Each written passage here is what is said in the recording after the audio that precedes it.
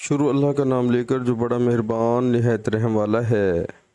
جن لوگوں کو ہم نے کتاب دی ہے وہ ان پیغمبر آخر الزماں کو اس طرح پہچانتے ہیں جس طرح اپنے بیٹوں کو پہچانا کرتے ہیں، مگر ایک فریق ان میں سے سچی بات کو جان بوجھ کر چھپا رہا ہے۔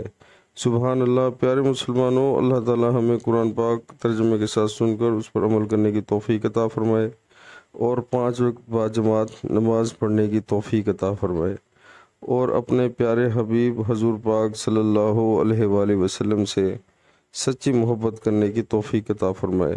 پیارے مسلمانوں، دنیا کی زندگی عارضی ہے اور آخرت کی زندگی ہمیشہ رہنے والی ہے، تو اللہ تعالیٰ نے جو ہمیں موقع دیا ہے، جو ہمیں ٹائم ملا ہے، جو مہلت ہے، تو ہمیں اس چیز کا فائدہ اٹھانا چاہیے، اللہ کے حضور جھکنا چاہیے اور تمام جو دنیاوی شیطانی کام ہیں ان سے ہمیں بچنا چاہیے۔ پیارے مسلمانوں، آج ہی سے سچی توبہ کریں اور نماز پڑھنے کی اللہ تعالیٰ سے نیت کریں۔ انشاءاللہ اللہ تعالیٰ مدد فرمائیں گے اور اللہ تعالیٰ ہمارے لیے آسانیاں فرمائیں گے۔ پیارے مسلمانوں، شیطان کے رستے سے ہمیں بچنا چاہیے، شیطان دوزخ میں ہمیں لے کر جائے گا، اللہ معاف کرے۔ تو انشاءاللہ امید بڑی ہے کہ ہم لوگ نیت کریں گے اور پکا وعدہ کریں گے۔